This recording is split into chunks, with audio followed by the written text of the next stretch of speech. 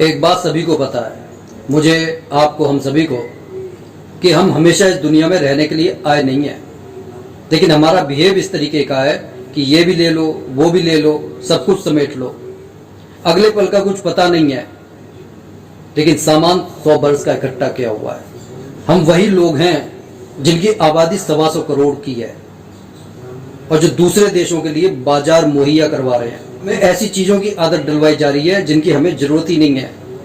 खैर, इस बात पर बाद में बात करेंगे, क्योंकि आज का मेन टॉपिक ये है कि आखिर बहुत सारा किसके लिए जोड़ना है। सरकारों के लिए जो हमारे मुंह में निवाला नहीं डाल सकती, बल्कि हमारे रोजगारों को, उद्योग धंधों को अप्रूवल के नाम पर शुरू होने से पहले ही खत्म कर देती है।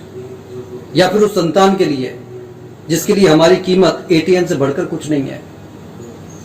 या फिर उस लग्जरी लाइफ के लिए जहां पर 10 रुपए की चीज के हमें 500 रुपए खर्च करने पड़ते हैं, मतलब कि सिर्फ दुनिया दिखावे के लिए। थोड़ी देर के सुकून के लिए हम 1000 रुपए यूं ही खर्च कर देते हैं, लेकिन एक भूखे को खिलाने के लिए 50 रुपए खर्च करने के लिए भी सोचना पड़ता है। और अगर खर्च कर भी दिए तो सबसे पहले तस्वीरें लेकर फेसबुक, इंस्टाग्राम पर पोस्ट की जाएगी, यूट्यूब पर वीडियो बनाई जाएगी, अपनी बलमनसाहत का ढिढोरा पीटा जाएगा, अपनी दरिया दिली का बखान किया जाएगा। अरे मेरे दोस्तों, कौन सी जिंदगी में जी रहे हो जहां पर खुले नीले आसमान के दर्शन दुर्लभ हैं, ताजी हवा बंद कोनों में आती नहीं है, सेक्स और धोखेबाजी के जो घृणित विचारों ने दिमाग को जड़ बना दिया है और मानसिक परेशानियों ने हमारे से सारी खुशियां छीन ली है।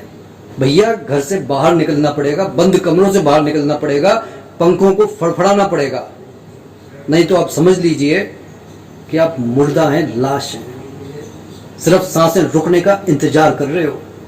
अरे भगवान राम ने 14 वर्ष का वनवास काटा, पांडवों ने 13 वर्ष जंगल में गुजारे, लेकिन प्रकृति के साथ रहकर न सिर्फ उन्होंने अपनी ताकत अर्जित की, बल्कि अपने विचारों को आकार दिया, अपने जीवन में हर अच्छी बात को स्वीकार किया और बुराइयों का प्रतिकार किया।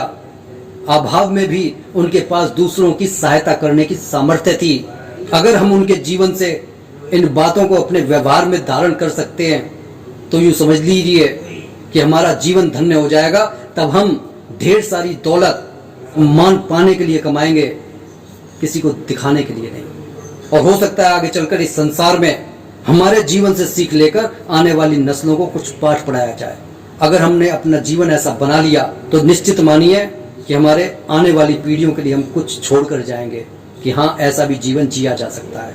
बोलो जय जय सीताराम।